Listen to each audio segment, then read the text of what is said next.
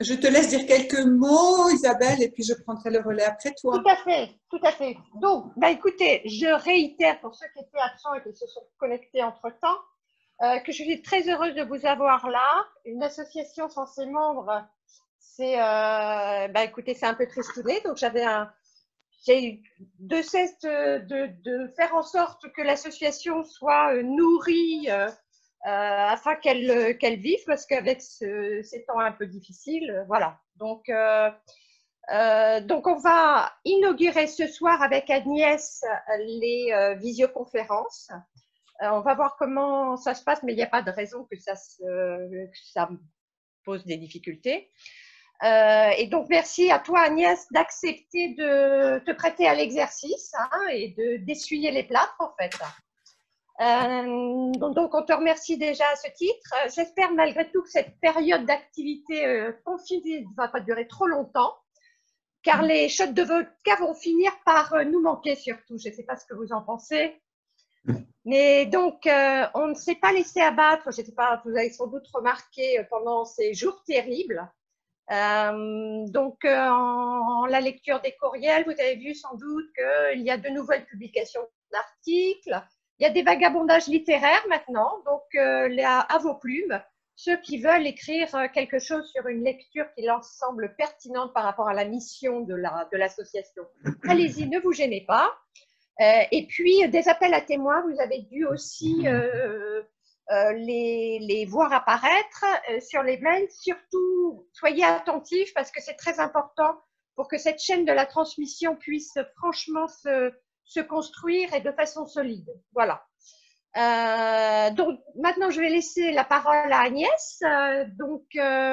Agnès est diplômée en sexologie, en philosophie et en éthique de la responsabilité.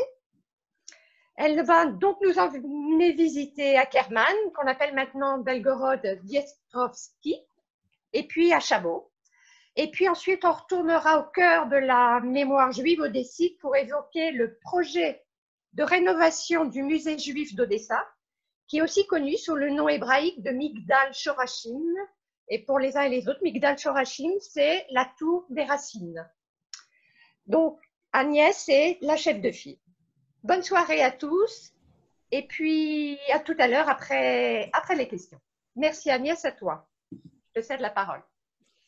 Merci à tout le monde d'être là. Je vous souhaite la bienvenue. Merci aux amis d'Odessa et à Isabelle Nemirovski, sa présidente, de m'avoir invitée à cette occasion.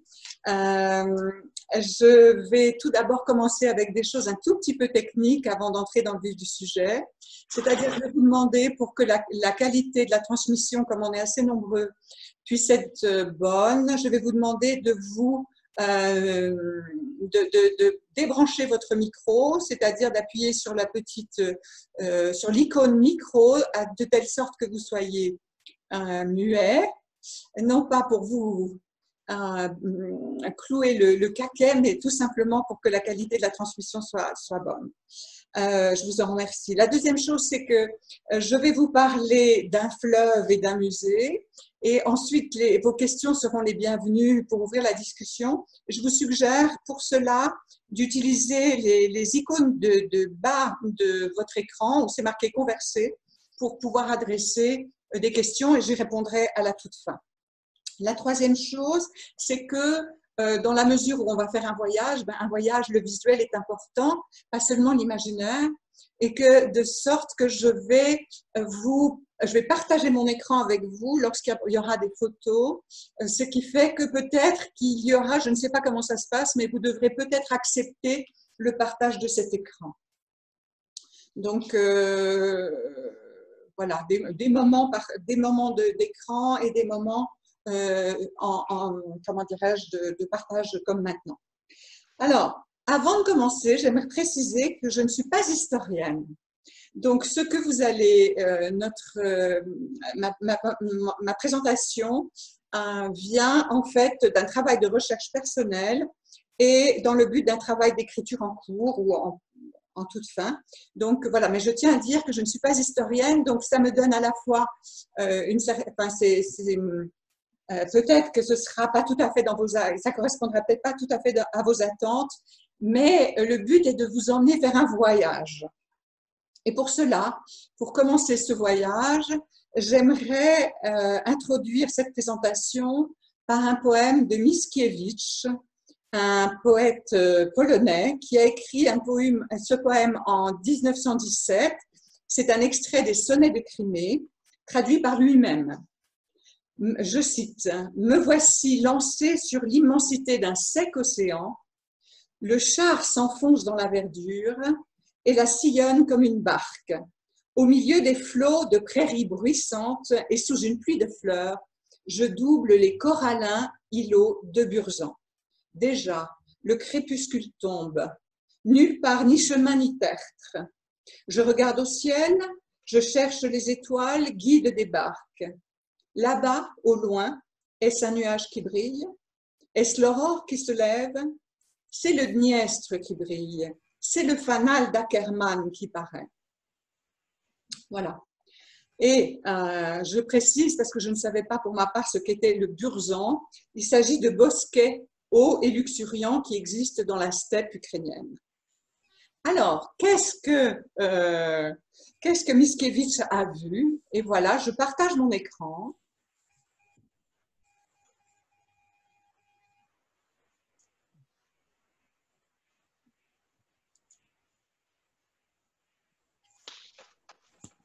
Et voilà ce qu'il a vu probablement en arrivant depuis la steppe. Et pour ça, j'aimerais vous indiquer où nous sommes. Voilà où nous nous trouvons. Alors ici, c'est la mer Noire, voyez-vous. Tout le monde peut avoir accès à mon écran. Tout le monde, voilà, enfin j'imagine. Je ne peux pas vous entendre d'ailleurs répondre, mais… Alors, ici, vous voyez, c'est la mer Noire. Ici, vous voyez Odessa, et quand nous allons un peu au sud-ouest, nous voyons l'estuaire du Dniestre qui remonte ensuite le long du trait noir. Le Dniestre fait plus de 1600 km, il prend sa source à l'ouest de l'Ukraine actuelle dans les Carpates, et voilà, il vient se jeter dans la mer Noire par cet estuaire très impressionnant, parce qu'il fait 12 km de large. Donc, quand vous êtes sur une des berges, vous ne voyez pas nécessairement l'autre berge et vous avez déjà l'impression d'être un peu dans la mer, sauf que c'est le Dniestre. Devant la mer, mais c'est le Dniestre. Donc, nous allons nous rendre ici. Vous voyez écrit Bielorod-Nesovski, ici, et en dessous, on ira à Chabot qui n'est pas écrit. Voilà, une autre façon de vous indiquer le lieu. Nous avons à nouveau ici les deux fleuves, ici le Dniestre, et ici nous avons le Prout, et entre ces deux fleuves, c'est ce qu'on appelle la Bessarabie. Et donc, sur le plan géopolitique, ici c'est la Moldavie, et ici, en fait, cette partie est une enclave dans la Moldavie, si on veut bien, mais appartient à l'Ukraine. Et donc, vous voyez, on retrouve ici l'estuaire du Dniestre qui s'appelle aussi le Liman. Et voici cet estuaire en vue d'avion. Et vous voyez ici, il y a une sorte de promontoire et c'est le lieu même d'Ackermann dont nous avons vu la photo tout à l'heure. Ackermann donc, a longtemps été aux confins de la Russie, relié donc au nord par le Dniestre et la steppe, et au sud par la mer Noire. Donc, c'est à la fois un lieu de passage, et de passage maritime et de contrôle de la situation. Vous voyez ici, on a une passe qui actuellement est franchie par une route et également par un chemin de fer. D'emblée, on comprend que l'élément du Dniestre est une situation exceptionnelle, à plus d'un titre, géopolitique et commerciale. En ce qui concerne le climat, Ackermann est une cité ensoleillée, au climat subtropical, avec des étés chauds et humides et des hivers très rigoureux, mais pas très longs, pouvant aller quand même jusqu'à -25, -30. Et on y craint un métel, Le Mettel, c'est un vent extrêmement violent qui peut, dit-on dans la légende, mais probablement il y a une part de réalité, qui peut soulever des chevaux. Pouchkine s'est exilé à Kerman et il évoque Akerman dans son poème Les Gitans, et Gorky l'a aussi visité. À la même époque que l'écriture des Crimes sonnés, dont je vous ai lu tout à l'heure un poème, justement, un jeune homme, Amos, se promène dans sa cité natale après sa journée d'études au lycée d'études hébraïques et alors que l'été fait son apparition. Il est né à Akerman au tournant du siècle dans une famille juive de la place. Alors là, il faut savoir que du fait de sa situation d'exception, Akerman a une histoire absolument extraordinaire. Le fleuve s'avère tantôt être l'objet de convoitises, tantôt le théâtre de conflits. Et en effet, la cité a 2500 ans d'histoire, ce qui en fait une des plus anciennes villes du monde ayant une existence continue, une des 10 plus anciennes villes du monde, selon l'UNESCO. Donc, elle a traversé plusieurs civilisations. Ces différents toponymes, c'est-à-dire ces petits noms, sont la trace de la richesse et des tragédies de son histoire. Au VIe siècle avant notre ère, je vais essayer de vous la faire courte, au VIe siècle avant notre ère, sous domination grecque, la cité et le fleuve sont en fait indissociables puisque l'un et l'autre portent le même nom, Tyras. Vous avez peut-être entendu ce nom déjà. C'est une cité commerçante. On y échange déjà du blé, du vin, du poisson, ce qui se poursuivra quasiment à l'identique jusqu'au XXe siècle. J'en profite d'ailleurs pour vous montrer les paniers ici qui servent à la pêche du kéfal.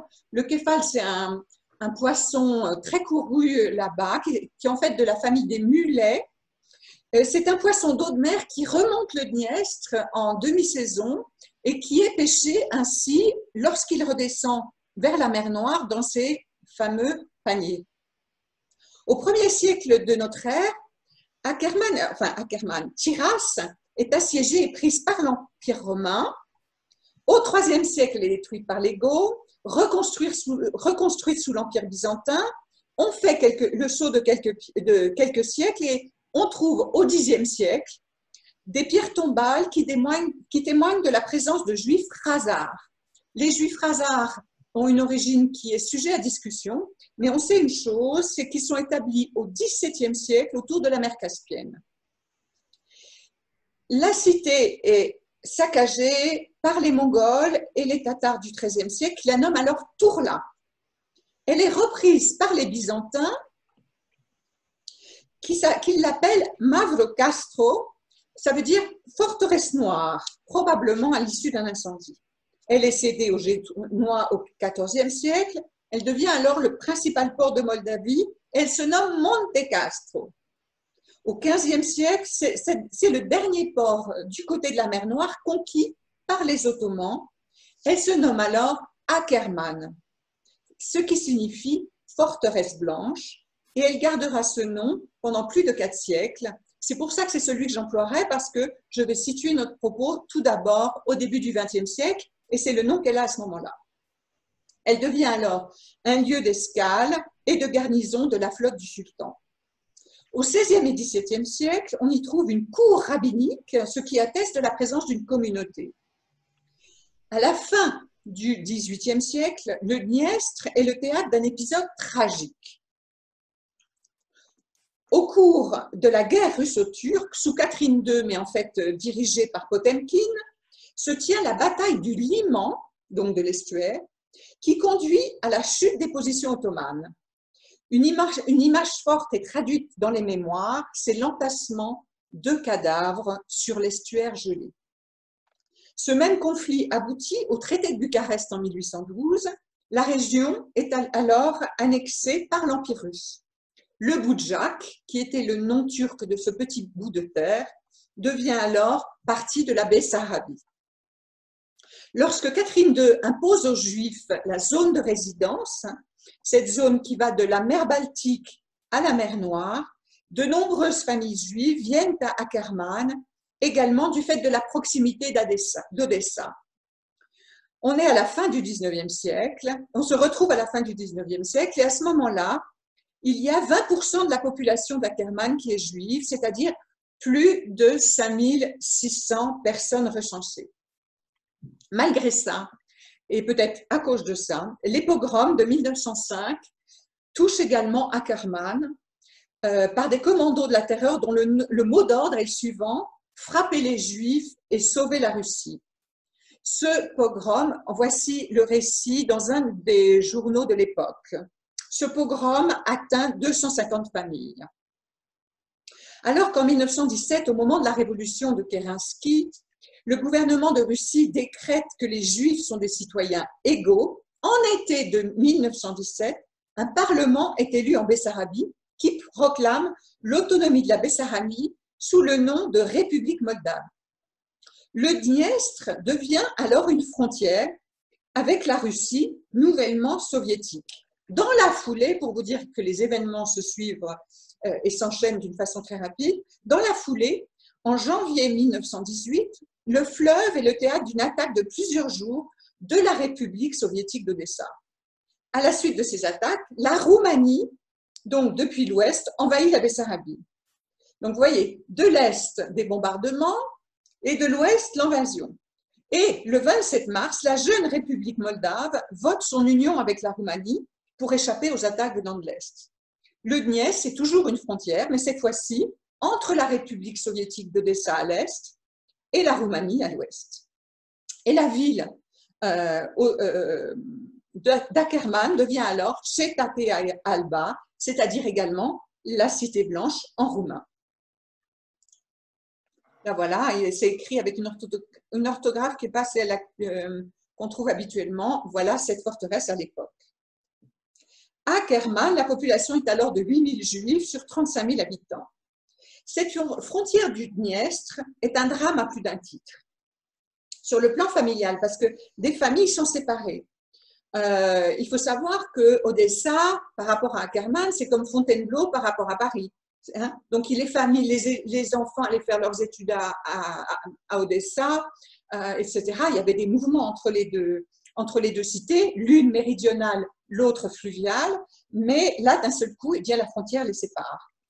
Et par ailleurs, en plein conflit, certains hommes ont dû servir l'armée russe et ensuite doivent servir dans l'armée roumaine. Donc, par ailleurs, sur le plan politique, c'est aussi un drame parce que de nombreux juifs ont mis leurs espoirs dans le nouveau statut des juifs de la Russie soviétique avec la déclaration des droits des peuples de Russie de novembre 1917, qui stipule une égalité des peuples de Russie, la suppression des privilèges et le libre développement des minorités. On sait que cet espoir aurait été de courte durée, mais là, il se retrouve sous la monarchie roumaine. Théoriquement, les lois roumaines favoriseraient le droit du sol, mais entre deux guerres, réémergent en Roumanie plusieurs organisations nationalistes et antisémites. S'ouvre alors pour les Juifs une période de terreur et de répression. De nombreuses personnes tentent de traverser le Dniestre, que ce soit d'est en ouest pour échapper au bolchevisme ou d'ouest en est face aux menaces du régime roumain. Sur le plan économique, c'est aussi la catastrophe.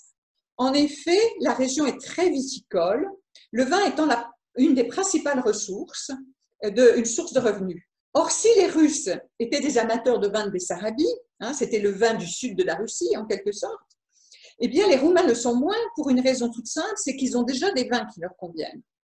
Donc les années 20 vont être marquées par une crise économique majeure dans la région, en plus de toutes les autres crises, famines, etc., tout en sachant que le climat méridional est quand même plus favorable dans ces moments-là que vers le nord.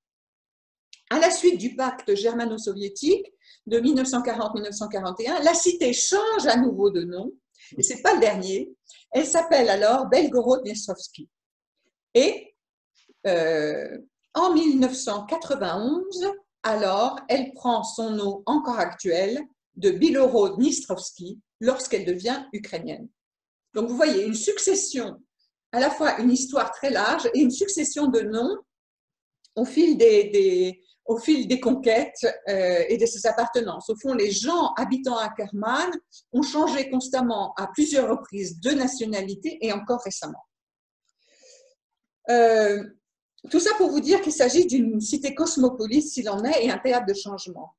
Le fleuve qui coule donne à la cité et probablement à ses habitants un parfum d'éternité. Cette impression s'impose comme une évidence lorsqu'on se rend à Ackerman. La communauté juive d'Ackerman est considérée comme la plus libérale de Bessarabie au début du XXe siècle, dans le sillage de celle d'Odessa. Le fleuve, en fait, continue de relier la cité fluviale à la cité maritime. On y retrouve la même diversité de populations juives, tout en étant géographiquement dans la continuité de la zone de résidence. En étudiant les mouvements des familles d'Ackerman et de Chabot, dont je parlerai tout à l'heure, on constate que leurs déplacements ont quasiment suivi le trajet du Dniestr. Elles venaient de la Bessarabie du Nord, voire de la Podolie. Alors du coup, il n'était pas du tout facile pour les rabbins qui viennent du Nord, de tradition plus orthodoxe, de s'adapter à cette composante d'un judaïsme moderne à, je dirais, sous la, comment dirais-je, dans le sillage d'Odessa. Mais on lit de leur plume, de la plume de ces rabbins, plusieurs témoignages qui attestent des qualités indéniables des Juifs de la ville blanche, comme l'hospitalité et l'honnêteté. Les Juifs d'Ackerman sont surtout artisans et commerçants. Certains, je vous signale que ce n'est pas un tableau opportuniste que je mets là, mais c'est vraiment, ça s'appelle Juifs d'Ackerman. Hein. Le nom de cette toile, c'est Juifs d'Ackerman. Certaines professions leur sont réservées: tailleurs, horlogers, modistes pour hommes et femmes, photographes, orfèvres, prothésistes dentaires, fourreurs, couturiers, relieurs, etc. On retrouve dans les témoignages des personnalités fortes très engagées et souvent pittoresques, qui semblent participer de toutes les institutions publiques d'importance de la cité. Cependant, les personnalités notifiées dans les textes sont surtout de fameux chantres, canteurs ou rasen en yiddish, formés à Odessa. On lit les noms de Moshe Cohen, Yaakov Gottlieb. Je mentionnerai toutefois Maxime Karolik, que vous voyez là, qui est né en 1893 à Ackerman, formé à Odessa, puis à Petrograd. Il migre aux États-Unis, où il devient un fameux ténor connu, paraît-il, collectionneur d'art et mécène.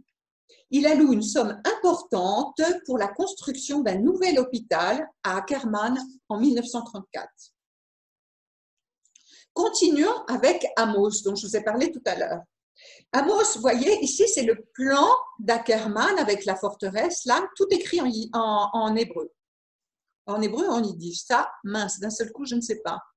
Peut-être quelqu'un me l'écrira après. Je n'arrive pas à en faire la différence. Je pense que c'est en hébreu, mais si quelqu'un sait distinguer les deux, alors, serait utile.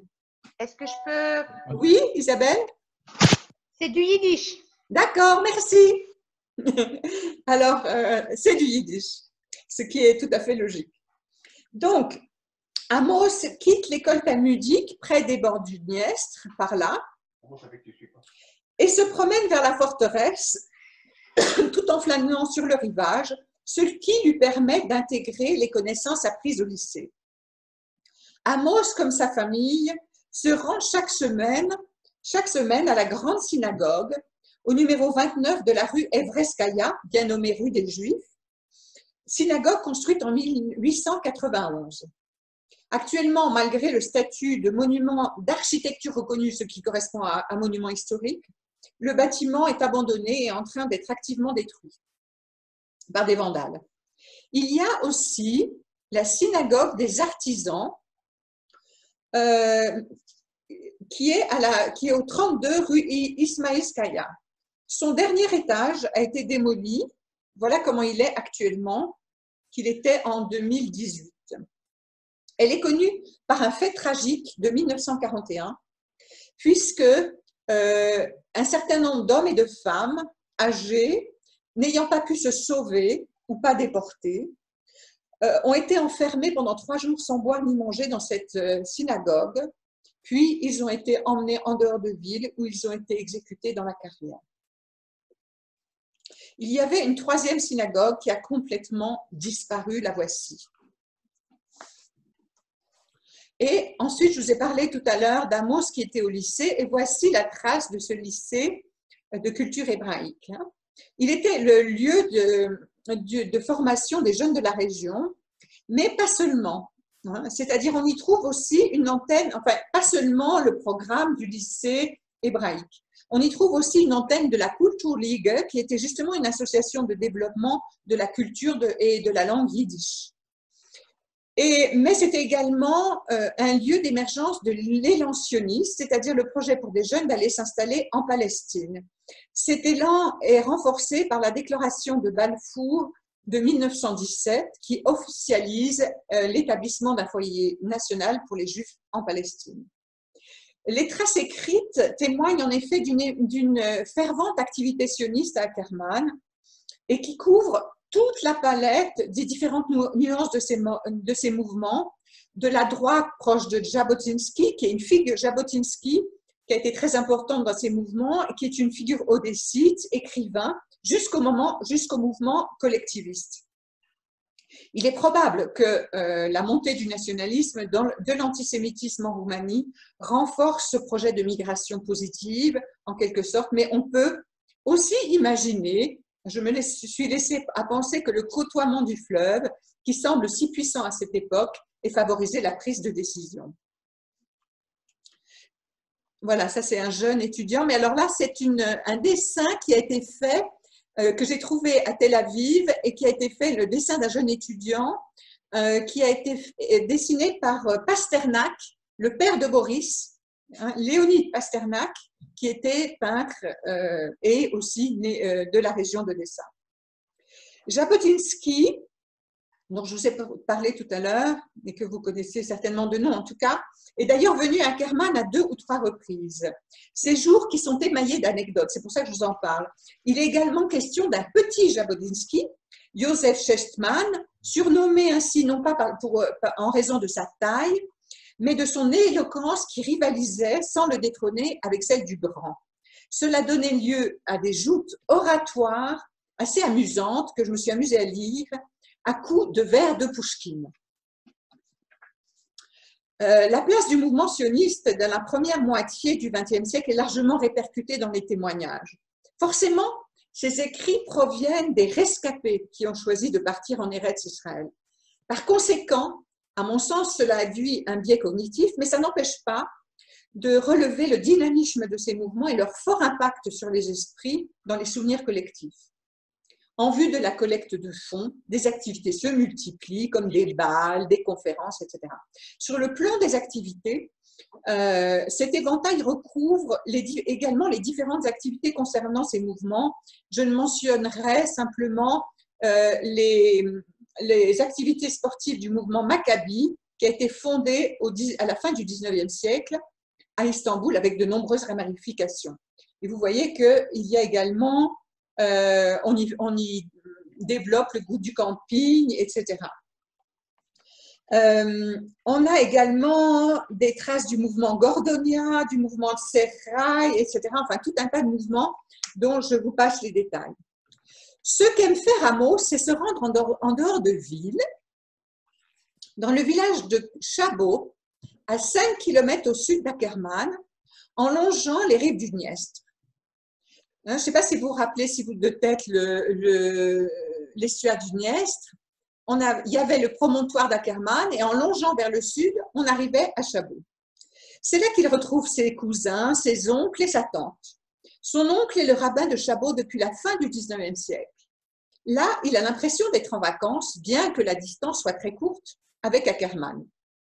Amos parcourt les ruelles ensablées avec ses cousins, aide son oncle dans sa cave, son oncle rabbin qui en même temps vinifie, en plus de sa charge de rabbin, et Amos va se baigner à la plage avec ses cousins. Histoire insolite que celle de ce village, ou plutôt de cette villégiature de Chabot, qui fait l'objet d'ouvrages et de divers travaux. À la suite du traité de Bucarest, sur ce bout de terre sablonneux, le tsar Alexandre Ier a découvert des hectares de vignes en friche au début du XIXe. Ayant toujours des contacts avec son précepteur et ami Frédéric César de la Harpe, suisse vaudois, il prend conseil auprès de lui pour savoir que faire de ses vignes. De la Harpe envoie un émissaire sur place, biologique et connaisseur de vignes. Et c'est ainsi qu'en 1824 s'établiront quelques familles suisses de vignerons partis en carriole depuis Vevey au bord du lac Léman et ayant traversé avec leur carriole 2500 km. Ces pionniers… Agnès, juste petite correction, c'est 1822, octobre 1822, l'arrivée. Merci Jean-Michel, merci beaucoup. Désolé. Très intéressant ton exposé, merci. À vous, qui êtes spécialiste de cette région et qui dirigeait le club des anciens de Chabot. Merci beaucoup. Merci Jean-Michel. 1822, pardon. Donc, ils s'établissent en 1822 et ils y resteront 120 ans au bénéfice de privilèges relativement importants. On leur donne des terrains considérables. Ils sont exemptés d'impôts pendant assez longtemps et donc ils vont prospérer, faire prospérer la région avec des conséquences en demi-teinte malgré tout pour la région, pour la population locale. Le développement d'une économie florissante, mais également quelques inégalités entre populations. Une communauté juive active de 60 familles s'installe à la même époque, qui est aussi l'époque de la fondation d'Odessa, hein, ou en tout cas, ça suit la fondation d'Odessa, dans un quartier, donc voilà, ça c'est la colonie suisse, hein, vous avez compris, mais quasiment dans le même quartier, la colonie suisse, attendez, où est-ce que j'en suis? Oui, il s'installe en face à la colonie suisse ainsi nommée. Le dernier rabbin, donc qui le restera 40 ans, de la fin du 19e jusqu'à la Shoah, est Benjamin, l'oncle d'Amos, père, lui, de 7 enfants. Les Juifs de Chabot sont médecins, pharmaciens, commerçants, artisans, mais également employés par les Suisses de la colonie dans les vignes. Ils encavent eux-mêmes, faisant un vin de grande qualité. Ce fameux vin, jusqu'à l'annexion de la Roumanie, sera vendu dans toute la Russie. Nous sommes donc à quelques encablures d'Odessa, dans un village très souriant, dont les bains sont réputés bons pour la santé, avec une sorte d'exception culturelle, dans la mesure où la présence de la colonie, la diversité des communautés va favoriser des échanges linguistiques. Dans la famille des cousins d'Amos, la langue familiale est le yiddish, l'hébreu est parfaitement connu, le russe est appris à l'école pour les plus jeunes suite au pogrom de 1905, qui a vu la synagogue et la maison du rabbin complètement saccagées. On peut également apprendre le français à l'antenne de l'Alliance française à destination normalement des Suisses de la colonie qui ont une obligation de parler russe, mais qui cultivent aussi leur langue d'origine. Dans les traces écrites concernant les Suisses de la colonie, il n'est fait malheureusement quasiment aucune mention des voisins juifs. En revanche, dans les témoignages des Juifs de Chabot, on trouve des anecdotes sur les contacts entre les familles, en particulier entre les plus jeunes. Il n'est d'ailleurs pas rare que dans une même soirée, peut-être que vous voyez, enfin bon, dans une même soirée entre jeunes, là ils sont en train de jouer au croquet, c'était un des sports qu'ils pratiquaient beaucoup, le spectacle se déroule en russe, en yiddish et en français. Pour ce qui est des Juifs de Chabot, nous n'avons hélas aucune trace sur place, ni synagogue, ni aucun lieu communautaire, mikvé, etc. Mais nous avons heureusement des livres du souvenir et de la correspondance de la famille du rabbin. Le rabbin a eu 7 enfants, dont 2 sont partis en 1920 et en 1939 en Palestine. Nous avons leurs photos, nous avons les récits. Et récemment, j'ai eu le plaisir de recevoir l'enregistrement d'un témoignage d'une femme ukrainienne qui était enfant entre les deux guerres et qui a été interrogée par une équipe du père Patrick Desbois et qui nous indique que la synagogue avait de très beaux vitraux et qu'à la fin du Shabbat, les voisins juifs apportaient des petits pains à leurs voisins, de leur quartier. Il faut donc faire preuve d'imagination pour remettre ces familles très vivantes dans le paysage. Et du coup, ces mots de Vassili Grossman prennent tout leur sens. Je cite, « Dans aucune grande ville, dans aucune des centaines de petites villes ou des milliers de petits villages, vous ne verrez les yeux noirs, emplis de larmes des petites filles. Vous n'entendrez la voix douloureuse d'une vieille femme. Vous ne verrez le visage sale d'un bébé affamé. Tout est silence, tout est paisible, tout un peuple a été sauvagement massacré. » Fin de citation. Le fleuve, lui, a tout entendu. Ou plutôt, je dirais, les habitants, les yeux noirs des petites filles, ont lancé des cailloux vers ce fleuve, ont joué. Plus grands, ils ont rêvé, ils ont flirté devant le passage des flots, parce que ça donnait de la solennité à leurs amours naissantes. En étudiant les documents publiés et la correspondance familiale concernant les communautés de Chabot et d'Ackermann, j'ai remarqué à quel point, malgré une certaine pudeur pour les événements tragiques, ces récits étaient incroyablement souriants. À mon sens, le contexte géographique et culturel participe de cette tonalité. Il suffit de s'y rendre pour être convaincu de l'attractivité du fleuve. C'est magnifique. Le rivage, toujours là, mais jamais identique, ouvre l'imaginaire, incite à la rêverie, ne serait-ce que par les variations considérables du visuel des flots. Et cette ouverture-là n'est pas négligeable en termes de variété des perspectives, mais aussi d'ancrage dans la région, de réel attachement au lieu et de création artistique. J'y vois une analogie avec l'infini des interprétations des textes pour les talmudiques. Toujours le même texte, mais à chaque fois un nouvel éclairage. Je vous retrouve. En 1905, le grand poète Chaim Nachman Bialik, figure emblématique de l'hébreu moderne, séjournera à Chabot. Si vous ne le connaissez pas, je vous incite à lire quelques-uns de ses poèmes qui sont transportants. Il logera dans la maison d'une des familles les plus prospères de la colonie suisse. Nous le savons par des documents récemment édités en hébreu, qu'il a écrit à son amie amoureuse, Ira, une artiste qu'il a rencontrée à Kishinev au moment du pogrom de 1903. Il est marié depuis longtemps. Ira est très amoureuse, Bialik hésite. Il y mentionne qu'il s'est enfui pour retrouver à Chabot une inspiration qui lui manquait alors, et il écrira un poème à son amie amoureuse. Je ne vous lis pas le poème, je vous incite à lire les poèmes de Bialik, mais je vais vous lire un extrait de ce courrier qui est jusqu'à présent inédit en français. Je cite, « Juste après que tu fus parti, mon humeur a décliné et je ne suis pas parvenue à finir mon poème. Je me sentais comme en dehors de mon esprit. Alors que je travaillais sur de simples textes littéraires qui ne me permettaient pas de me concentrer sur autre chose, j'ai décidé de tout lâcher pour me rendre à Chabot et de ne t'écrire que lorsque j'aurai fini ce poème. Comme tu vois, j'ai tenu parole, même si c'est très difficile.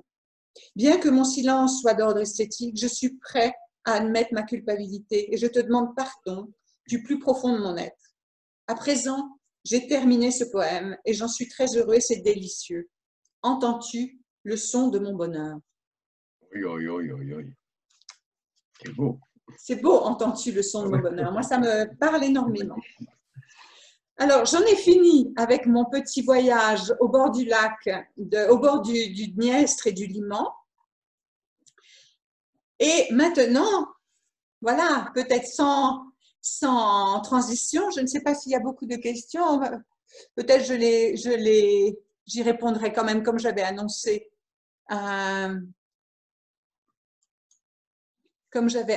J'y répondrai à la fin de cette présentation. Et on va changer complètement de registre, puisque je vais vous parler de ce projet du musée du judaïsme d'Odessa. Donc, je vous ai dit, nous allons suivre le cours d'un fleuve et aller dans un musée. Aussi appelé, donc le musée du judaïsme d'Odessa, aussi appelé musée d'histoire du judaïsme d'Odessa. Probablement qu'un certain nombre de personnes, qu'un certain nombre d'entre vous, en particulier les amis d'Odessa, ont visité ce musée à Odessa s'ils s'y sont rendus. Donc, vous le connaissez. Mais ça n'est pas le cas de tout le monde, alors je vais reparler un peu du contexte. Odessa, c'est un lieu d'exception à plus d'un titre. Contrairement à Ackermann, c'est une cité récente qui a été fondée à la fin du XVIIIe siècle par Catherine II et le duc de Richelieu. Une cité d'une vivacité phénoménale en termes de brassage de population, d'échanges commerciaux, etc. La population juive y est prépondérante, 40% dans les années 30, soit 180 000 personnes. C'est un vivier d'artistes, d'intellectuels. Je vous apprends probablement pas grand-chose, mais soit qui y sont nés ou soit qui y sont passés. Je mentionnerai tout simplement peut-être le plus illustre, en tout cas le plus populaire, qui est Isaac Babel, le romancier, enfin l'écrivain, où le quartier populaire de la Moldavanka à Odessa est le théâtre de ses nouvelles et ses romans. Je rappelle aussi Léonide Pasternak, le peintre, père de Boris. C'est également, attention, et ce n'est pas des moindres, le berceau de la musique klezmer. Pour la diaspora, c'est une ville emblématique. Il y a un musée qui a été fondé en 2002 et attendez, ce musée, je vais repartager l'écran après, mais ça n'est pas grave, et qui se trouve dans un immeuble du centre-ville, rue Nijinski, près des musées, et tout près de ce fameux quartier de la Moldavanka, et même pas très loin des fameux escaliers Potemkin. Ce musée est tenu par des personnes motivées et compétentes dans de nombreux domaines. Il y a une collection de 13 000 objets, ce qui n'est pas rien, principalement des documents à la fois familiaux mais aussi historiques, des objets culturels, par exemple, et aussi, par exemple, un buffet du fameux Isaac Babel. Je ne sais pas pourquoi je le dis. Alors, je repasse en partage d'écran et vous allez comprendre pourquoi ce projet me tient à cœur. Ah, voilà, ça c'était le rabbin, excusez-moi, je n'ai pas. Voilà l'entrée du musée du judaïsme d'Odessa, alors que nous avions 400 000 juifs en 1939. Voilà le musée du Jewish Heritage à New York et voilà le Polin Museum de Varsovie pour 380 000 juifs dans les années 30. Voilà, vous voyez, en vous montrant ces trois photos, vous comprenez quelle est ma motivation. À ma première visite du musée, j'ai été assez impressionnée par l'accueil, par les pièces de collection que j'ai vues, par l'intérêt, par le guide qui m'a expliqué des tas de choses passionnantes, mais j'ai aussi été impressionnée par la vétusté des locaux et de la muséographie. J'ai repris contact avec l'équipe, d'abord, qui a été très vite assez d'accord de collaborer parce que j'avais un petit projet en tête.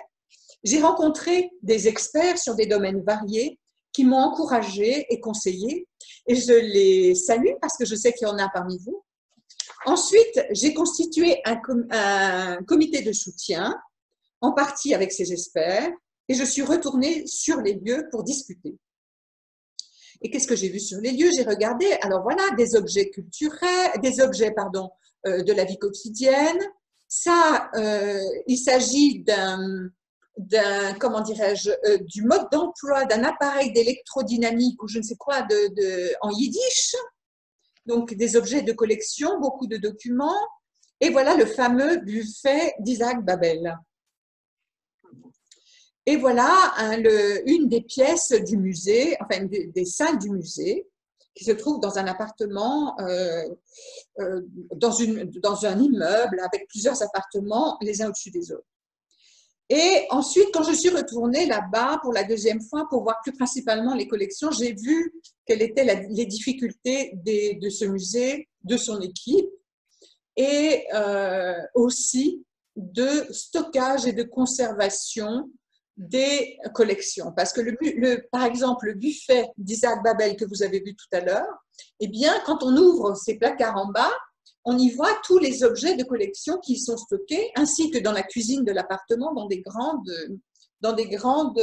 armoires. Donc, c'est en discutant avec eux, en montant un dossier de façon assez sérieuse sur, comment dirais-je, les ressources sur place, sur tout un tas de données qui m'ont été transmises, que petit à petit, je me suis fait à l'idée de pouvoir commencer un projet de rénovation et d'amélioration en fait des collections, de conservation des collections de ce musée du judaïsme d'Odessa.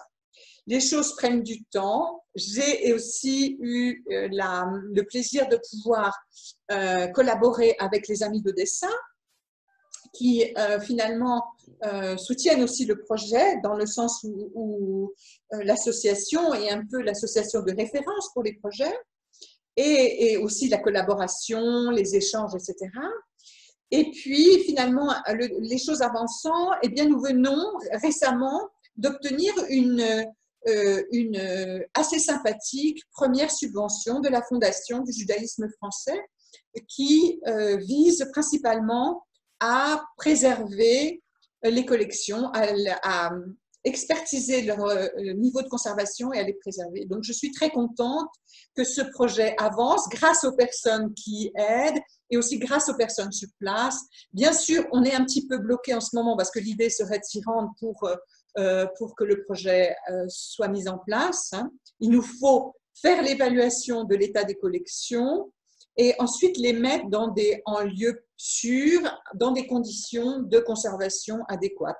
En particulier, il y a beaucoup de documents sur papier et vous savez que les documents sur papier, que ce soit le papier ou l'encre, ça n'est pas éternel et ça nécessite des conditions très importantes. Il y a des fonds très importants, des collections familiales, différents fonds de personnes qui ont eu un impact culturel et politique très important au début du XXe et au XIXe. Donc, tout ça nécessite presque de façon urgente des conditions de conservation importantes, d'autant plus que nous sommes au bord de la mer et que je crois que ça n'est pas très bon pour les collections. Voilà, le réseau s'étoffe et voilà, si ce projet vous intéresse, en tout cas, vous êtes aussi les bienvenus selon vos envies et vos compétences et votre temps pour participer à ce projet. Voilà, je voulais vous parler un petit peu. C'est un petit peu concis, mais c'est un beau projet. Je pense que nous allons y aller gentiment, mais sûrement, de telle sorte que ce musée du judaïsme d'Odessa soit à la mesure de l'importance de la cité d'Odessa dans la culture, je dirais, mondiale et juive, mais mondiale par ailleurs. Voilà, je vous remercie.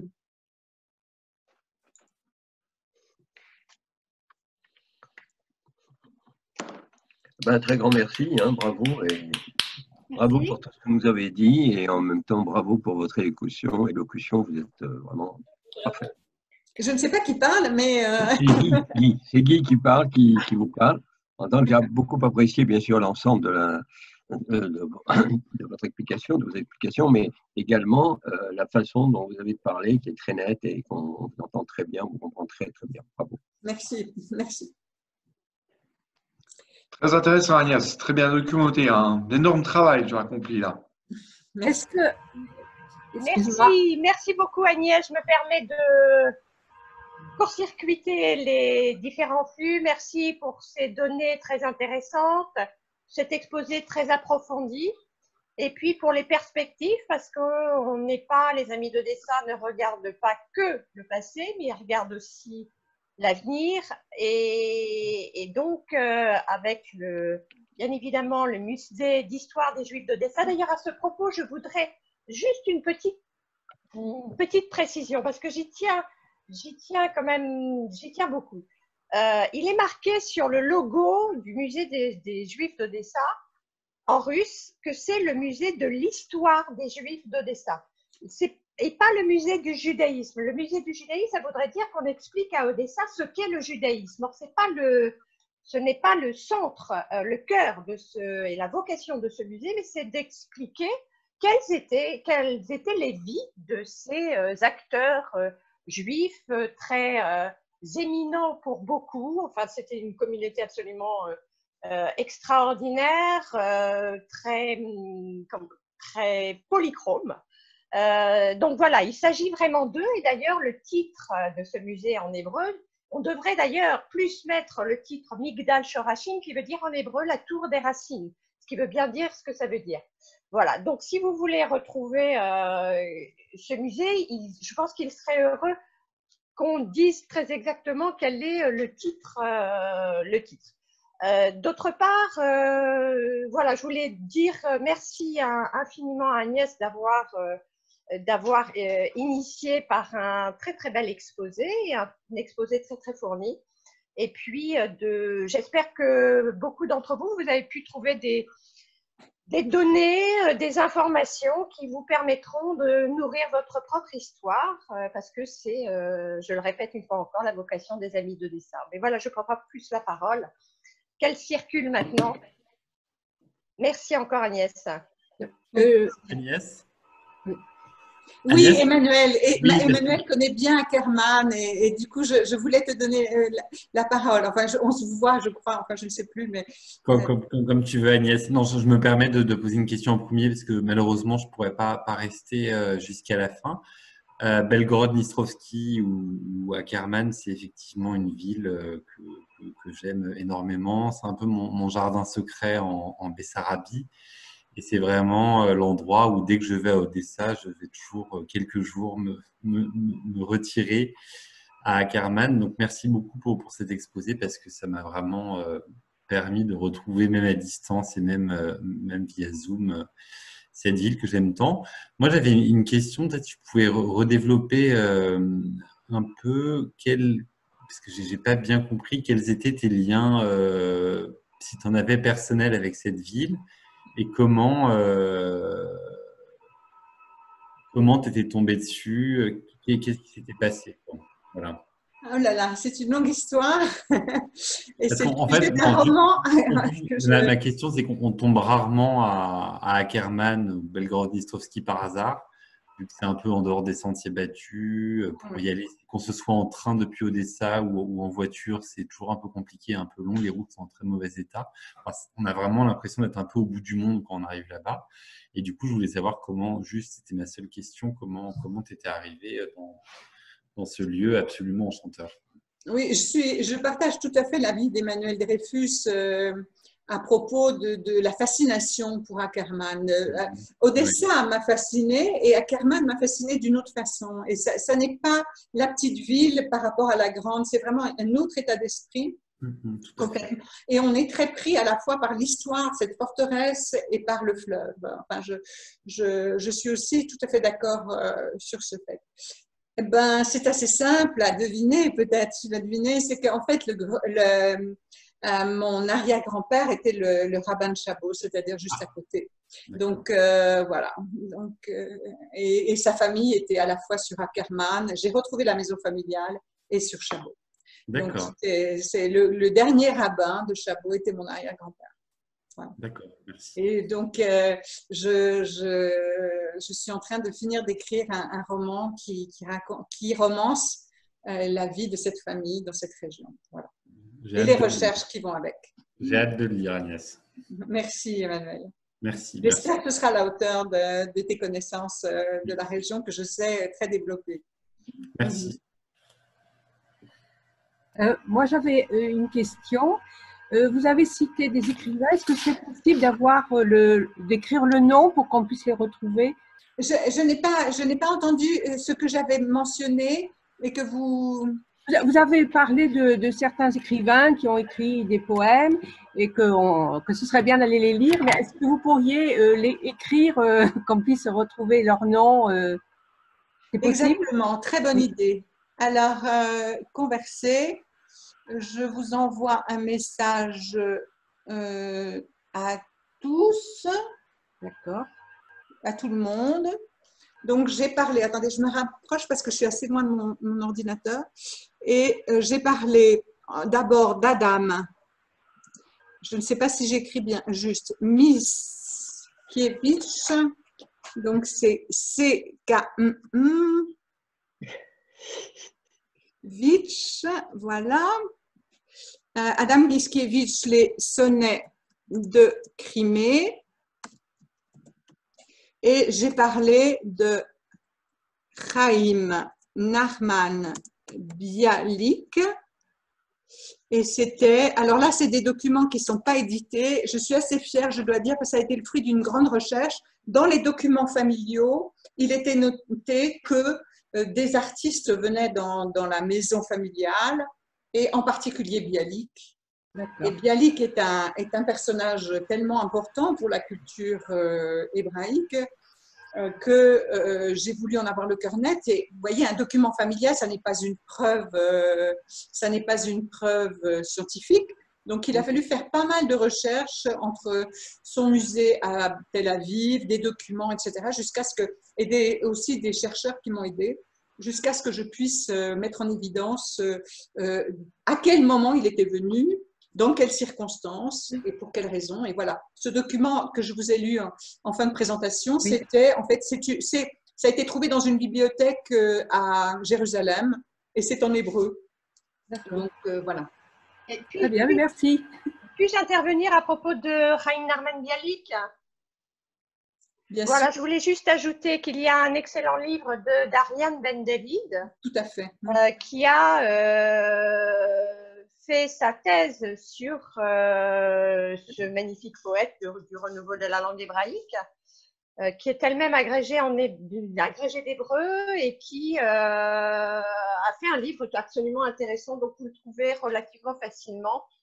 Elle s'appelle donc Ariane Ben David. Je vais le marquer dans le chat et ça s'appelle Chaim Narman Bialik, La prière égarée, me semble-t-il. Et elle a aussi fait la traduction de nombreux poèmes, de très très très belles traductions. Elle est venue aux Amis d'Odessa faire une conférence l'année dernière qui était tout à fait passionnante. Voilà. Donc je vous le signale parce que c'est cet ouvrage est tout à fait accessible.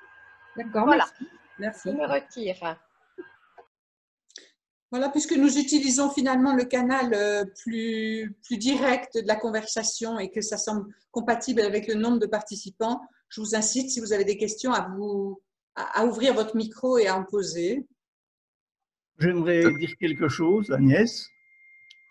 Attention, Rémi, de ne pas trop divulguer des choses concernant… Je ne divulguerai rien du tout, de trop. Non, mais je n'y arrive pas. Mais tout par hasard, j'ai découvert aujourd'hui que j'avais un peu de retard dans la lecture d'une revue mensuelle romande qui s'appelle Passé simple. Et le numéro de janvier de cette année consacre un grand reportage à ce village vaudois sur la mer Noire. Tu étais au courant? Oui, bien sûr. De cette revue et de ce reportage? Oui, à la fois. Alors, je ne sais pas s'il est là ce soir, parce que normalement, il devait être là. Je n'arrive pas à voir. Olivier Griva, je ne sais pas si Jean-Michel voit qu'il est là ou pas, qui est un journaliste, a beaucoup travaillé sur ce village qui, en fait, le nom suisse… Je ne crois pas qu'il est présent, je n'ai pas vu son nom. Il n'est pas présent. Hein. Donc, le nom suisse de Chabot, en fait, c'est Chabag. Et Olivier Griva a beaucoup travaillé sur… voilà, exactement. A beaucoup travaillé sur ce village. Il a écrit, entre autres, un ouvrage assez conséquent, plus des articles, etc. Participe à tous les événements. Et en effet, je sais qu'il a même participé à ce numéro spécial sur la colonie suisse, qui à elle seule est un sujet tout à fait intéressant. Je ne sais pas si Jean-Michel, à ce sujet, veut rajouter quelque chose en tant que… Effectivement, ce livre, ça, je peux vous le montrer, je l'ai dans la bibliothèque. Ça ne concerne pas directement les Amis d'Odessa, mais ça fait partie de ces ramifications qui sont tout à fait intéressantes. Un livre, malheureusement, il est épuisé. Oui. Il s'appelle Les vignerons suisses du Tsar. Mais il faut, pour le lire, il faut trouver quelqu'un qui le possède, qui peut vous le prêter ou le trouver dans une brocante. Ah, mais effectivement, c'est un ouvrage qui retrace entièrement l'histoire de la colonie suisse, mais qui, effectivement, bizarrement, ne parle jamais de la communauté importante juive à Paris dont j'ignorais totalement l'existence avant de rencontrer Agnès. Voilà. Merci Jean-Michel. De rien. Je peux vous poser une question concernant le musée d'Odessa, le musée juif d'Odessa. Est-ce qu'il y a déjà sur Internet des photos d'intérieur de ce musée, des pièces qu'il présente, etc. Alors, merci de cette question. Pas encore. Alors, si, vous avez le site du musée lui-même, que vous pouvez trouver en anglais ou en russe, si vous mettez tout simplement Jewish Museum of Odessa dans Google, enfin dans un serveur machin. Donc là, vous trouvez une barre de recherche. Pardon? Une barre de recherche, Agnès, tu cherches. Oui, voilà, une barre de recherche. Jewish Museum of Odessa. Là, il y a des informations. On va faire, par rapport à notre projet de modernisation, d'agrandissement, etc., nous allons probablement faire quelque chose qui puisse donner donner la mesure du projet, où il en est, etc. Ça viendra. Mais par contre, le musée a son propre site lui-même. D'accord, ok, merci.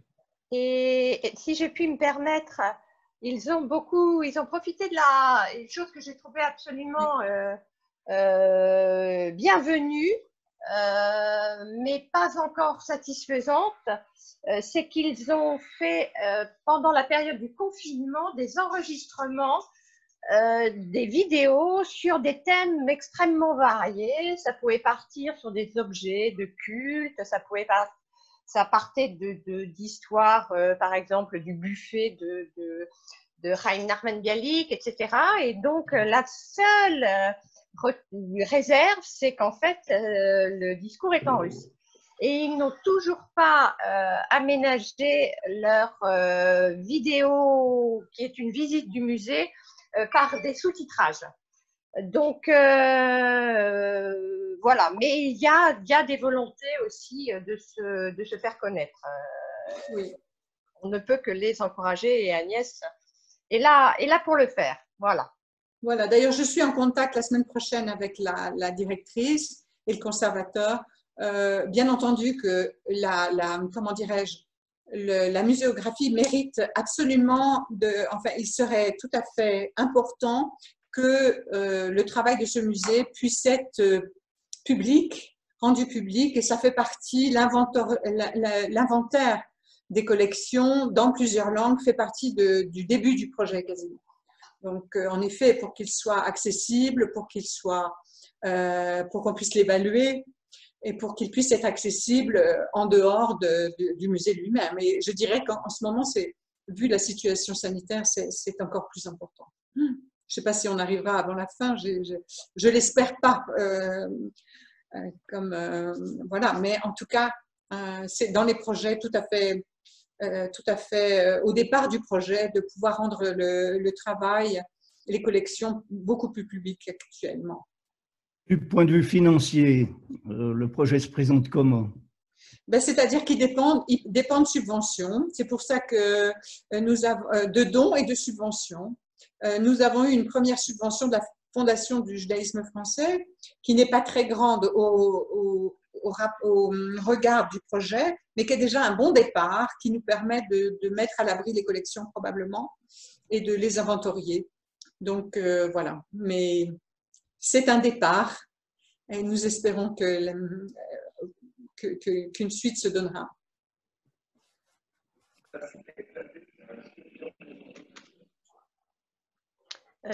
Je me permets de reprendre la parole aussi. J'ai toujours un esprit de justice. Le musée de l'histoire des Juifs d'Odessa est un musée absolument fondamental, mais j'essaye de ne pas oublier, donc vous retrouverez aussi sur le site le musée de l'Holocauste, qui est un tout petit musée aussi, très confidentiel, qui traite principalement des camps de Transnistrie, et donc des massacres des Juifs d'Odessa à partir du 16 juin 1941, et qui fait aussi un travail colossal. Donc voilà, je voulais cette fois lui rendre hommage. parce qu'il est aussi important pour la mémoire des uns et des autres de pouvoir mettre en lumière tous ces visages d'enfants et de juifs assassinés pendant cette période. Voilà. Je voulais vous m'entendez? Oui, tout à fait. Parfait. Je voulais revenir un instant sur le livre Les vignerons suisses du Tsar. Je l'ai ici sur Internet et apparemment, il serait disponible pour 44 francs suisses. Suisse, et il est en stock. Est-ce que c'est le même? Olivier Griva. C'est lui. Alors, il est disponible. Ah, il y a encore un petit stock qui traîne en librairie. Alors, Oui, vraisemblablement quelque part. Ah oui, c'est lui. Voilà. C'est les éditions Kitty, je crois. Alors, qu'est-ce que j'ai dessus? C'est marqué. On va le commander. J'ai rien de plus. Hein. Voilà, je vous montre la couverture. C'est la même couverture. Alors, attendez, je vous dis ça tout de suite. J'agrandis. Oui, c'est la même couverture. Oui, il n'y en a qu'un. Oui. Je ne sais pas si Olivier… Non, il n'est pas là ce soir. Non, il est là. Il est là, c'est la même couverture. Oui, c'est la même couverture, ça. D'accord. Voilà. Je lis… Le problème, c'est que pour une réédition, ce serait très compliqué dans le sens où à l'époque où le livre était écrit, édité, il n'y avait pas encore comment dire, il n'y a pas écrit sur un traitement de texte, mais je pense une machine à écrire, ce qui fait que soit il faudrait arriver à scanner, et puis par lecture au cerf à tout reprendre, soit il faudrait tout retaper. Je crois qu'il est très enthousiaste par cette idée. Pour le moment, il est disponible. Hein. Voilà. Je vous mets encore en discussion si ça vous intéresse. C'est le site où vous avez beaucoup de documents aussi sur l'histoire de ces colonies suisses. C'est très intéressant et très bien fourni. Site géré par Jean-Michel Gavriliouk. Voilà. Gavriliouk, je ne sais jamais prononcer, excusez-moi correctement. Oh non, Jean-Michel. Gavriliouk. S'il te plaît. Est-ce que vous pourriez me redonner le nom du fameux village, l'agglomération Chabas? Je n'ai pas très bien… Alors, le nom, c'est Chabot. Chabot. Le nom actuel est Chabot, S-H-A-B-O. Le nom qui était donné par… Le nom suisse était Chabag, C-H-A-B-A-G. En fait, c'était le nom turc, ottoman. Voilà. D'accord. Mais essentiellement, on doit trouver ça au nom de Chabot, c'est ça? Donc, voilà, en russe également. Voilà. D'accord. Puisqu'on est en Ukraine actuellement, mais dans la zone de l'Ukraine qui parle russe, bien sûr. Je n'avais jamais entendu parler, et ça a l'air très intéressant, ainsi qu'à Kerman non plus. Je n'avais jamais entendu parler de site qui a l'air extrêmement plein d'histoire. Oui. Et alors, le vin de Chabot est encore un vin enfin, il y a encore des vignes. Il y a une sorte de, comment dirais-je, de cave industrielle repris par un Géorgien, si je ne me trompe, et qui est absolument incroyable, qui vous fait un vin fabuleux. Bon, ils sont assez loin du niveau des vins français quand même, mais je pense que c'est déjà nettement mieux que les vins soviétiques. Je crois qu'il ne faut pas dire du mal des vins vaudois, parce qu'il y en a d'excellents. Hein.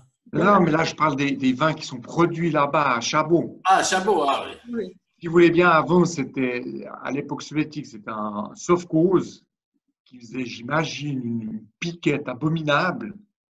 Et puis, c'est un Géorgien qui a racheté tout le vignoble là-bas, qui a tout modernisé. Alors, c'est vrai que le niveau a bien progressé, mais ils ne peuvent pas encore régater contre des bons Bourgogne ou des bons Bordeaux. Mais c'est honnête, voilà, c'est honnête. J'ai reçu on peut savoir si ce sont des cépages qui viennent de Suisse?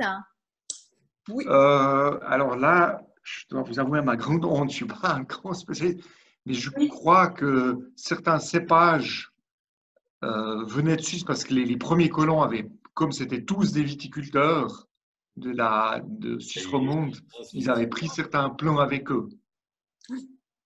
Et puis après, ils ont aussi, je crois, j'imagine, repris une partie des plants qui avaient été plantés par les Turcs à l'époque. Il y a énormément de choix de cépages différents. Il y avait énormément de cépages différents sur place. Ouais. Actuellement, il y a une grosse multinationale qui a une partie des vignes là-bas. Il s'appelle Syngenta. Je ne sais pas s'ils sont d'origine suisse. Et ils ont mis beaucoup de plants OGM. Je dis ça parce que j'y suis allé en Oui. 2017. Il y a du bio, ils font beaucoup de Non, vin. Syngenta, c'est pas Non, c'est plutôt… Syngenta, c'est une entreprise. Ah bah de Saint-Gentin, chimiques. c'est pas bio. Hein. Non, pas du tout. Non, je pense pas. Hein. Je suivais pas je suivais mon raisonnement. J'ai reçu, là, dans le truc des conversations, j'ai reçu une question concernant le judaïsme d'Ackerman.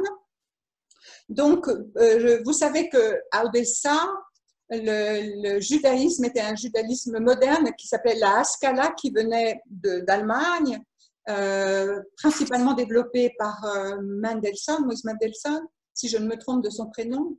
Et on me demande si le judaïsme d'Ackerman était du même ordre. Et oui, c'est ça que j'ai très vaguement évoqué tout à l'heure en disant que c'était un judaïsme moderne et que c'était la difficulté d'Ackerman, c'est que les rabbins, eux, venaient d'une zone plus orthodoxe et devaient se confronter avec ce judaïsme, la Haskalah qu'on appelle, qui est moderne. Donc, il y avait une sorte de mélange à faire, mais qui, semble-t-il, à Ackerman se passait très bien. Voilà. Est-ce que tu sais, Agnès, tu m'entends? Oui, très bien. Bien, oui. Est-ce que tu sais ce que devient le cimetière juif d'Ackerman? Parce que il était vraiment en friche quand j'y suis allée il y a quelques années. Puis je me suis toujours demandé s'il n'avait pas disparu entre-temps. Alors, la grande tristesse donc Ackerman, qui s'appelle maintenant Biloro-Dniestrovski, la grande tristesse, c'est qu'il n'y a plus du tout quasiment de juifs là, oui. Sur place, c'est que les derniers qui ont, je crois il y en avait encore dans les années 1970, et les derniers sont partis, ou même au début du 21e siècle, mais les derniers sont partis en Israël.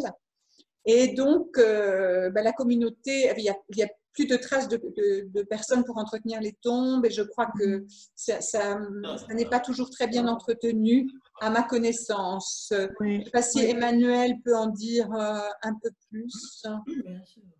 Ah mais non, il est parti, Emmanuel. Ah oui.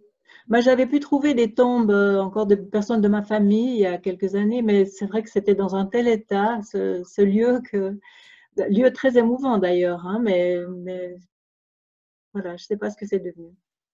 Oui, le musée, il y a un musée d'Ackerman, de Bilro, avec des personnes tout à fait intéressantes et sympathiques, mais qui ont assez peu d'archives concernant la communauté juive d'Ackerman, puisque toutes les archives ont été transférées quasiment aux archives d'Odessa. Donc voilà, qui ne sont pas toujours à jour, qui sont à jour sans lettres, qui ont déménagé, etc. Je pense que Isabelle peut nous en dire un mot à ce sujet éventuellement. Je voulais juste dire que j'étais au cimetière avec ma famille en 2017 au cimetière juif d'Ackerman, et il y a une partie, on va dire à l'avant, qui a l'air nettoyée. Nous avons pu retrouver par contre la tombe de ma grand-mère, et tout se trouve sur le site des Amis d'Odessa, avec des photos. Et la tombe d'ailleurs de ma grand-mère, j'avais une photo de la tombe restaurée. Alors ma grand-mère a été décédée jeune en 1925, elle a été restaurée en 1969, et c'est le petit frère de Maxime Karolic qui s'est occupé de la restauration et qui pose d'ailleurs à côté de la tombe.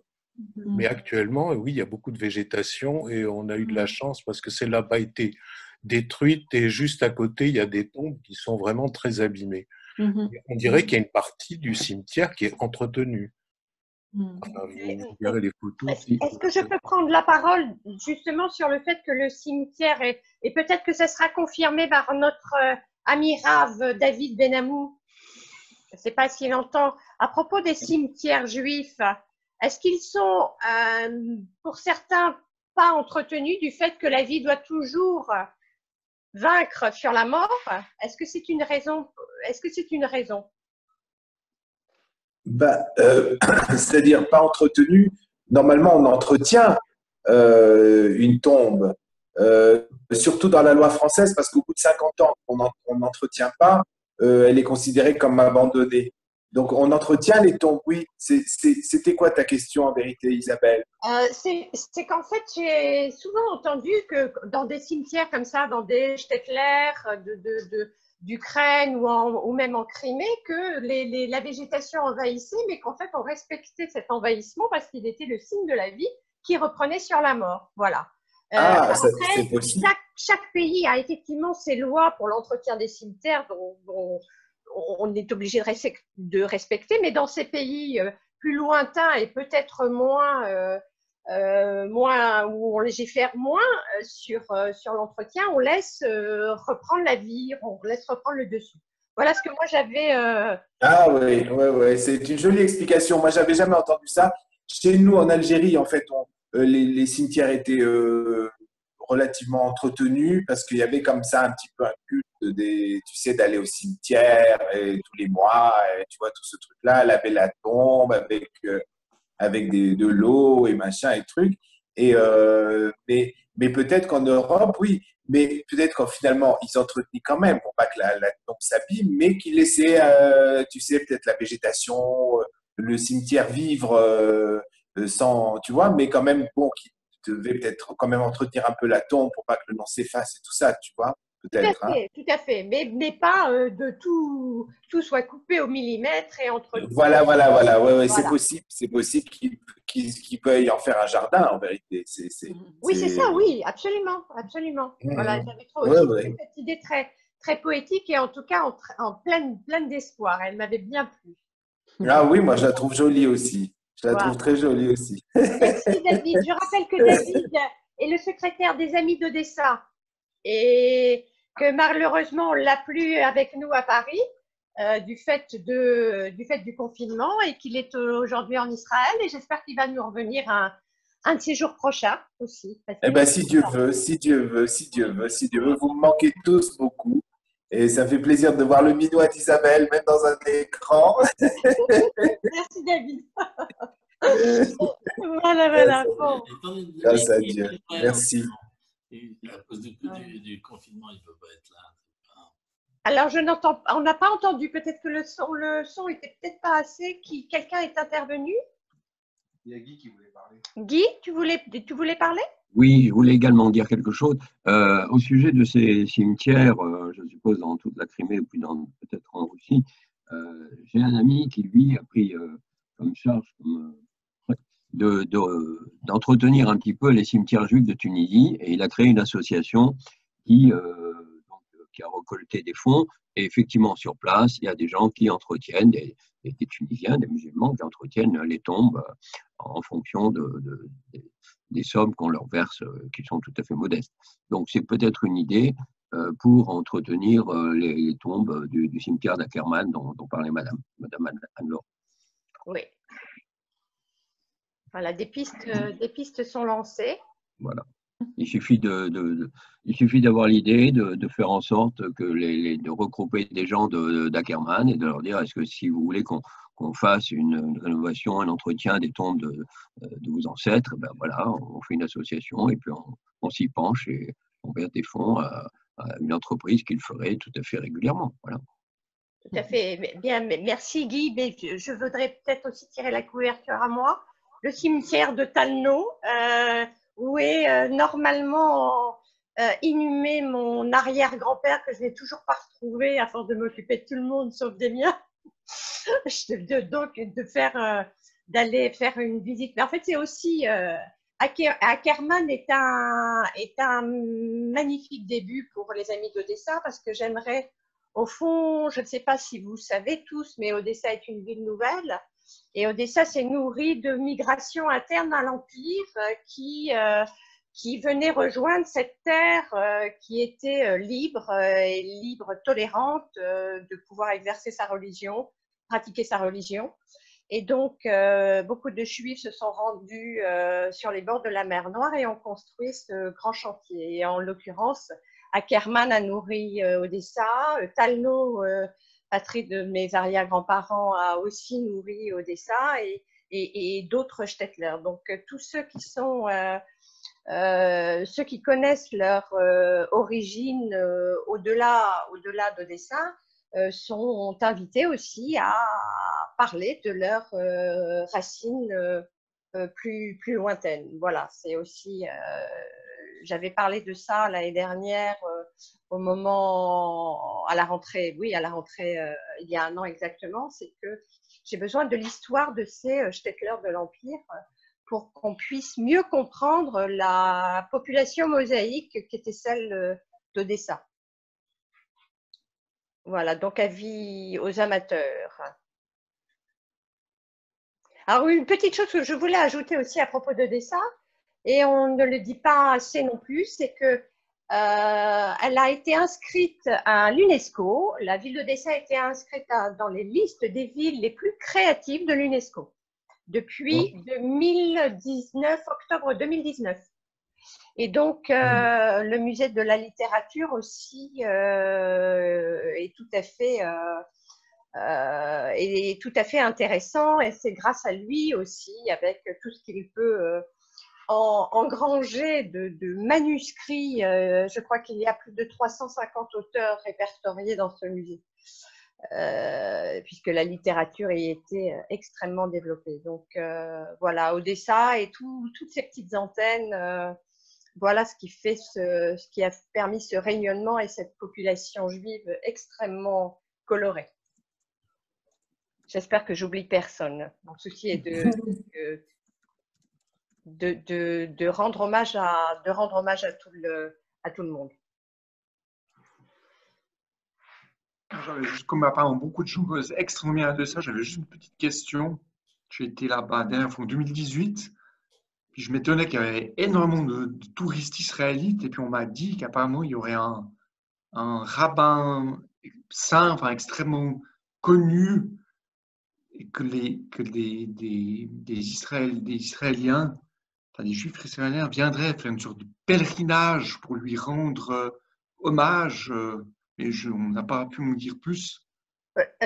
À quel… Où ça, à Odessa? À Odessa, je ne sais pas si ça dit quelque chose à l'un de vous. En fait, celui qui est très, on va dire,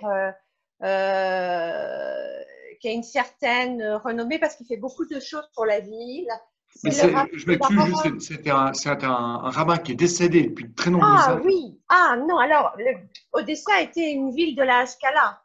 Donc, elle a en son temps plutôt chassé les chassidim qu'elle ne les a honorés. En fait, la population d'Odessa a été effectivement une ville de la Haskalah. Donc, non, peut-être, vous parlez peut-être d'Ouman, mais Odessa n'a pas vénéré des tzadikim. Je ne sais pas, enfin, à l'hôtel, on m'a dit très peu de renseignements. Apparemment, c'était un rabbin qui a été sanctifié, qui a été enterré à Odessa, et puis qui pouvait accomplir des vœux, et puis que justement, il y avait beaucoup d'Israéliens qui venaient remercier ce rabbin. Pardon? À Ouman, la ville d'Ouman, justement à côté de Talno, le shtetl dont je parlais tout à l'heure. Ok, peut-être alors. D'un rav qui était particulièrement… C'était Rabbi Nachman de Breslev. Oui, mais il était plus d'Ouman. Ah oui, mais il est enterré à Ouman. Il est enterré à Ouman. Oui, mais il était de Breslev. Ah oui, il était de Breslev, mais il est enterré à Ouman. Son tombeau est à Ouman. Voilà, on est d'accord avec ça. On est d'accord. Mais Odessa, en soi, Odessa, c'était pas la ville… Ah non, il n'était pas d'Odessa, non, il était de Breslev. Voilà, Odessa. Voilà. Et aujourd'hui, un des raves les plus… qui est vraiment connu à Odessa, c'est le rav Avrum Wolf, qui est arrivé en 1992 d'Israël, qui a été, entre guillemets, missionné pour reconstruire la communauté juive qui avait été aux 3/4 décimée par les nazis des Roumains, et qui aujourd'hui a créé une université, un orphelinat, et qui est quelqu'un d'absolument extraordinaire. Il est tout à fait rayonnant, très chaleureux, et qui dit que ces Juifs d'Odessa, ce sont des petits diamants qu'il polit au jour le jour. Voilà, c'était sa grande mission. Donc c'est normalement, à part lui, avant, non, la ville était plutôt connue pour sa littérature, pour ses littéraires, pour ses scientifiques aussi, plus que par sa ferveur. Voilà. D'accord, merci.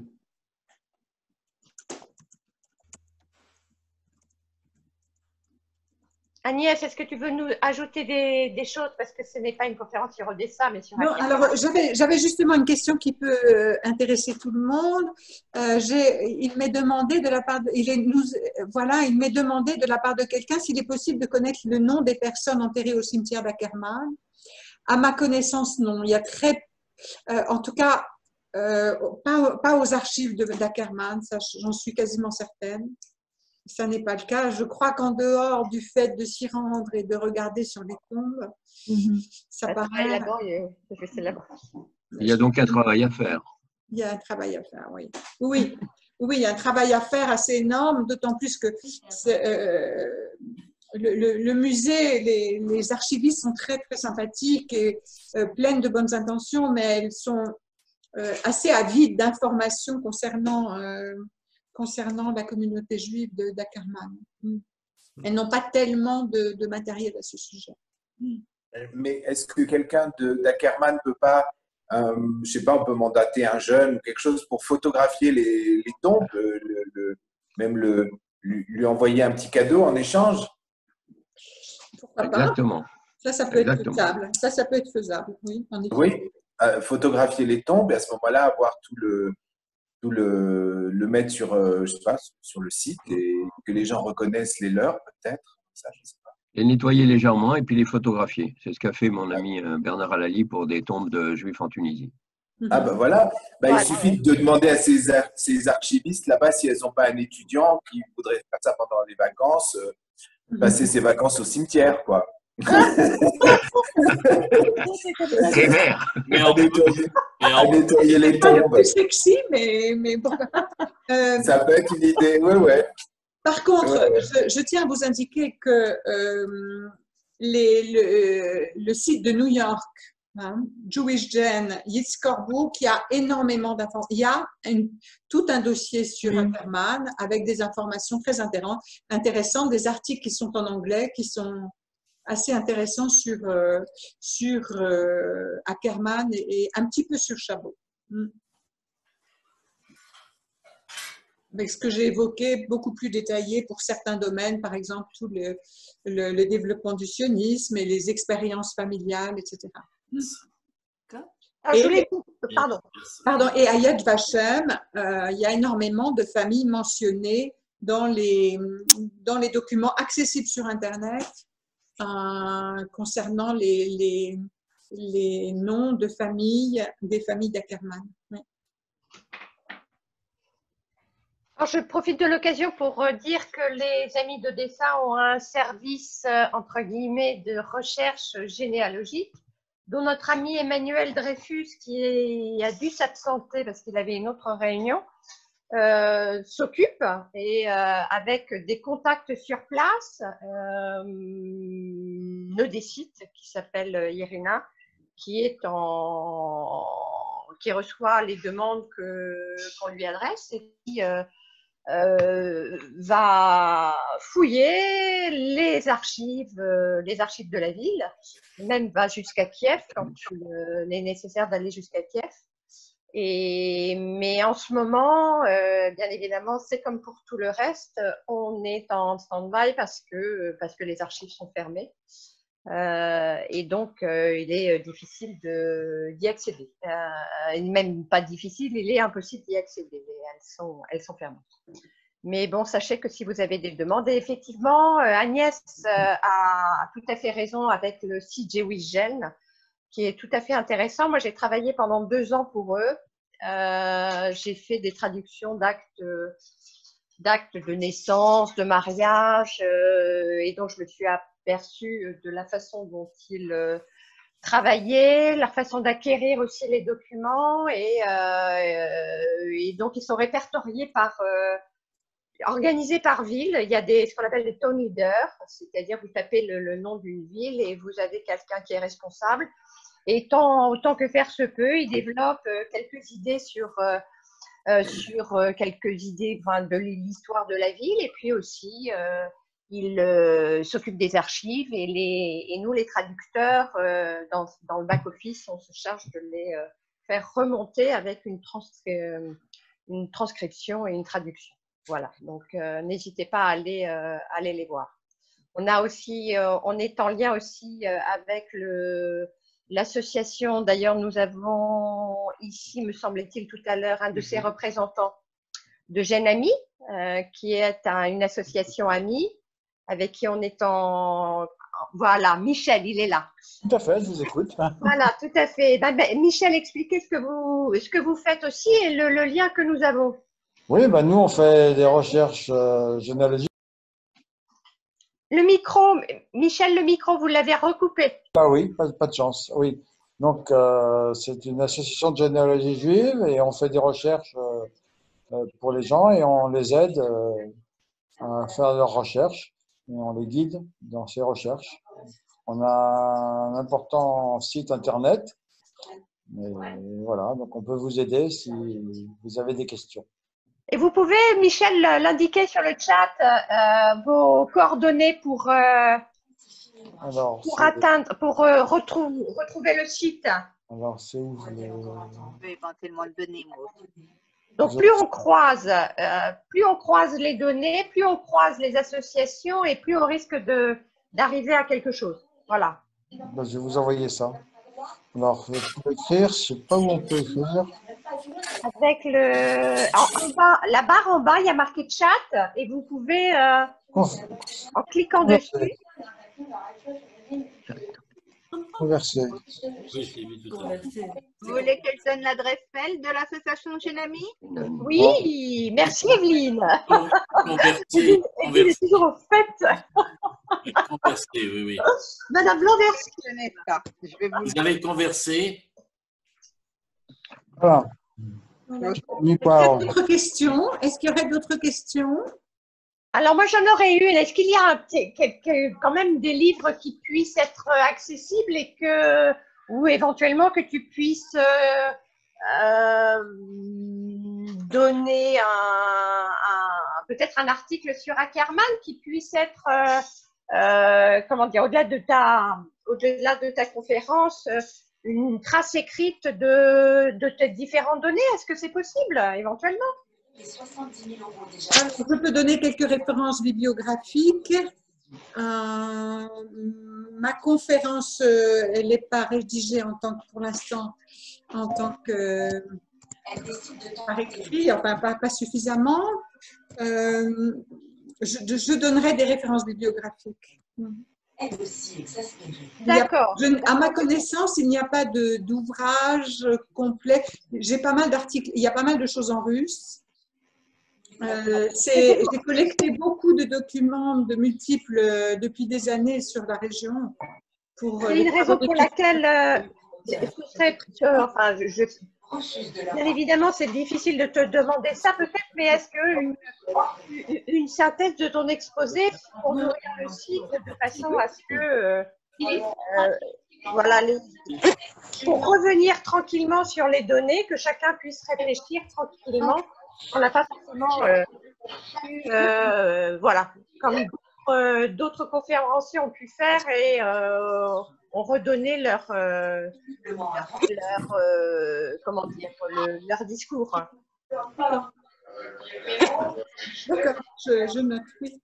Okay. S'il vous plaît, je voulais juste savoir, est-ce que vous avez un livre à conseiller sur Ackerman de façon générale, hein, pas forcément sur la vie juive à Ackerman, mais sur cette ville que je ne connais pas et qui m'intéresserait? Je pense qu'il y a des choses en russe. Mais pas en français. Pas à ma connaissance. Pas en français, d'accord. Oh là là, peut-être que ça existe, mais pas à ma connaissance. D'accord, ok. Il je suffit chercherai. de Ruth, hein. Pas à ma connaissance. Peut-être sur le. Je ne sais pas s'ils ont un site, le musée, au fond. Je me suis jamais demandé s'il y avait un site pour le musée d'Ackermann. Mais éventuellement, moi, je pourrais demander une bibliographie. Ben, j'ai des contacts réguliers avec deux des archivistes du musée. Donc, éventuellement, ça pourrait être possible.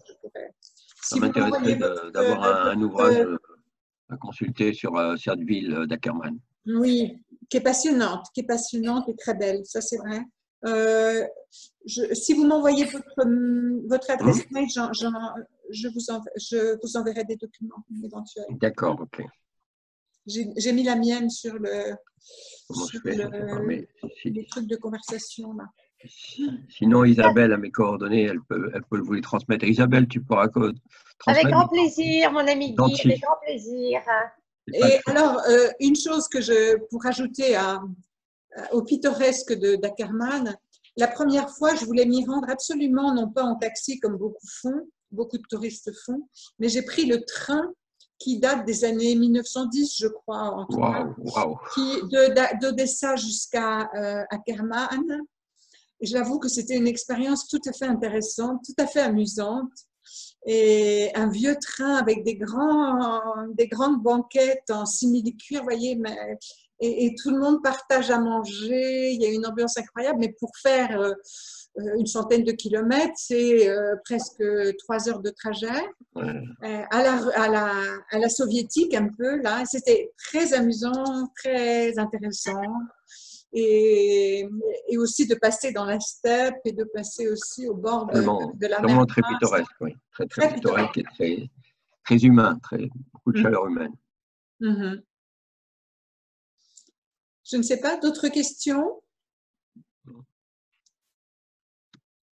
En tout cas, je vous remercie beaucoup de votre attention. Merci Isabelle et l'Association des Amis d'Odessa de m'avoir invitée encore. Merci à tous d'être là.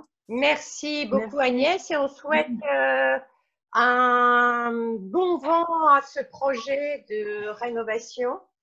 Parce Merci beaucoup. Comme Odessa elle-même, c'est pharaonesque. Et voilà, mais un pied devant l'autre et les choses se passeront. Voilà. Merci Agnès d'avoir nourri cette mémoire par la voix d'Ackermann. Et puis, je voudrais renouveler ma demande auprès de tous ceux qui m'écoutent que